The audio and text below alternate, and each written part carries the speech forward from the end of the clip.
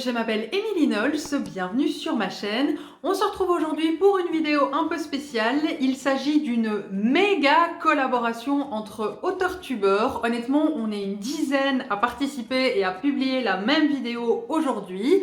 Je ne vais pas vous faire la liste de tous, parce que ça serait un peu long, mais je vous ai mis tous les liens des différentes chaînes, des différents participants à la collaboration ici en barre d'infos. N'hésitez pas à aller y faire un tour, mais peut-être que d'abord je vais vous dire de quoi on va parler, ce serait peut-être plus facile. On va parler de nos pires ratés d'écrivains. Vraiment les moments où on s'est dit non, juste non. Pourquoi est-ce que tu fais ça ou juste les trucs que, voilà, même encore à l'heure actuelle, enfin dans mon cas en tout cas c'est comme ça que je l'envisage, même encore à l'heure actuelle, je sais que clairement ça c'est un truc, ça va pas quoi, il faut absolument que j'arrive à travailler dessus. Voilà, c'est de ça que je vais vous parler. J'en ai 5 que j'avais envie de partager avec vous. Le premier, c'est la pire chose, je pense, qu'on puisse faire en tant qu'écrivain. C'est vraiment la base de la base. Et moi, je suis complètement passée à côté au tout début où j'ai commencé à écrire. C'est de ne pas donner un objectif à mon personnage principal. Voilà, c'est quand même la base, on est bien d'accord que avoir un personnage principal qui a un objectif précis, un but précis, c'est quand même la base, ou une des bases quand on écrit un roman. C'est quand même un des plus gros ratés qu'on puisse faire en tant qu'écrivain, et ben c'est ce que j'ai fait, et c'était vraiment la merde. C'était vraiment la merde pour écrire sans ça, parce que fatalement ça complique un peu les choses quoi. Donc voilà, ça c'est la plus grosse erreur que j'ai faite quand j'ai commencé à écrire, c'est de zapper ce truc qui est quand même basique quoi, qui est quand même le plus important. Voilà, ça peut arriver. Le deuxième gros raté d'écrivain, c'est que j'avais échoué à donner une structure à mon roman. Les premiers écrits que j'ai faits en fait, quand j'ai commencé vraiment, je me lançais porté par l'inspiration, comme on dit, et on réfléchit pas plus loin, on a juste une jolie phrase qui nous vient en tête, on commence à l'écrire et puis on se laisse emporter. Et on réfléchit pas à où ça va nous mener, qu'est-ce qu'on va en faire, où on va aller avec ça. Et le fait de pas avoir réfléchi un minimum à la structure pour l'oublier du lac, ça a été compliqué quoi. Ça a vraiment été compliqué. Je sais qu'il y a des écrivains jardiniers voilà, qui se laissent juste porter et c'est bien, mais je pense que même en tant qu'écrivain jardinier, c'est quand même pas mal de savoir un minimum qu'il y a certains éléments qui doivent se retrouver, certains éléments qui doivent se retrouver à certains moments dans l'histoire, etc.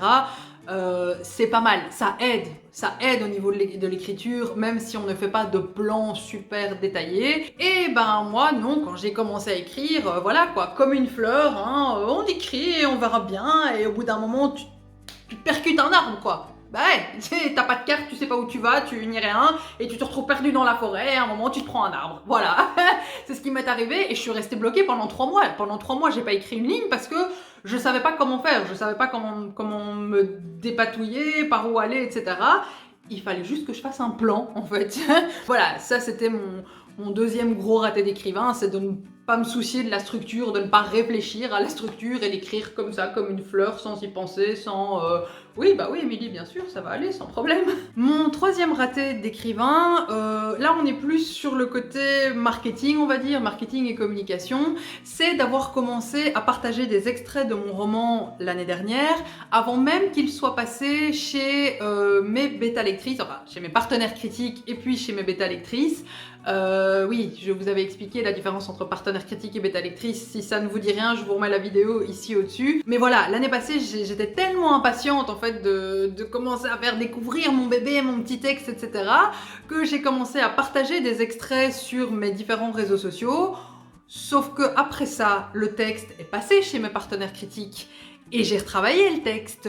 Et il y a certains passages que j'ai partagés, certains extraits que j'ai partagés, qui vont pas forcément se retrouver dans la version finale de mon roman. Donc voilà, je vais pas dire que je les ai partagés pour rien, mais s'il y a des gens qui ont vraiment apprécié un passage ou un extrait et que c'est ça qui leur a donné envie de lire le roman, bah c'est con parce qu'il se retrouvera pas dans le roman, le passage en question. J'aurais pu faire plus...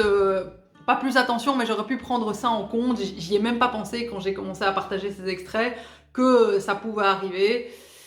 Voilà, c'est péché par extrait, c'est péché par excès d'enthousiasme en fait, tout simplement, d'impatience, de volonté de commencer à faire découvrir son roman, alors qu'en fait il aurait fallu attendre encore bien longtemps.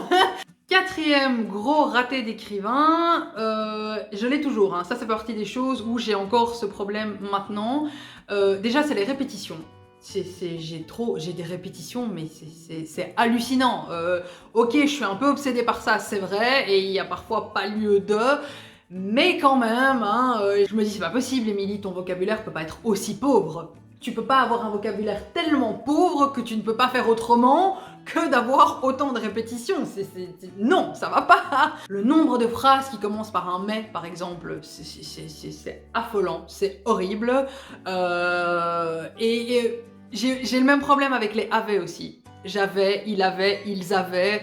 Il y en a trop partout. Et ça rejoint un peu l'autre problème que j'ai en termes de style, on va dire, c'est que comme j'écris à la première personne, mon personnage a un peu trop tendance à décrire toutes ses actions. Hein, enfin oui, j'ai tendance à un peu trop décrire toutes les actions de mon personnage, et comme c'est en jeu, c'est encore plus flagrant. Donc on va avoir un je vais faire mes courses, je remonte dans mon appartement, je range mes courses, je ressors faire un tour peu importe où.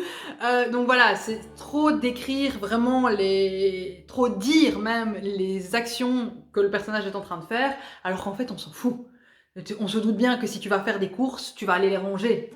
On n'a pas besoin de le préciser, à la rigueur. Et comme en plus j'écris en je au passé, les j'avais, mon Dieu, il y en a partout. Ça va faire partie des trucs sur lesquels je vais devoir vraiment hyper fort travailler et faire hyper fort attention au moment de la correction de ma réécriture, hein, puisque là je suis encore en phase de réécriture. Rien que de le savoir déjà à l'avance, ça me...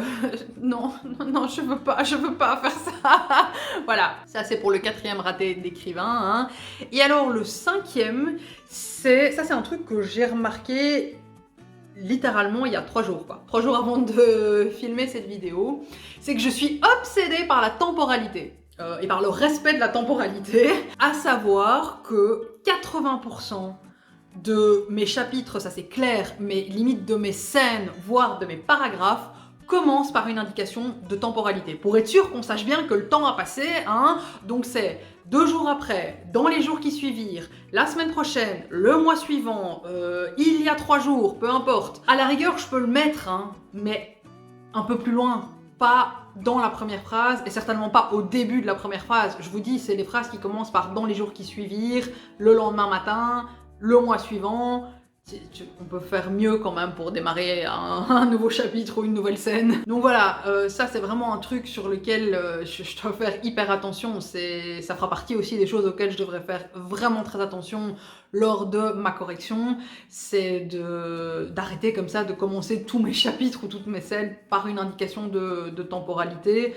Quand c'est pas nécessaire, quand c'est pas absolument crucial qu'on sache où on en est dans le temps. Voilà donc pour mes quelques petits ratés d'écrivain. Vous avez vu, c'est pas très important, quoi.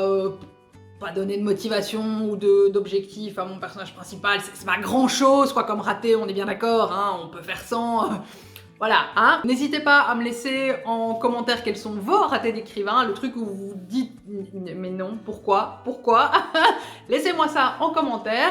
N'oubliez pas que c'était une vidéo collaboration avec tout plein d'autres auteurs-tubeurs, hein, auteurs qui ont des chaînes YouTube. Je vous ai mis tous les liens ici en barre d'infos. N'hésitez pas à aller faire un tour sur leur chaîne pour découvrir leurs ratés d'écrivain. Et puis n'hésitez pas non plus à me rejoindre sur les réseaux sociaux.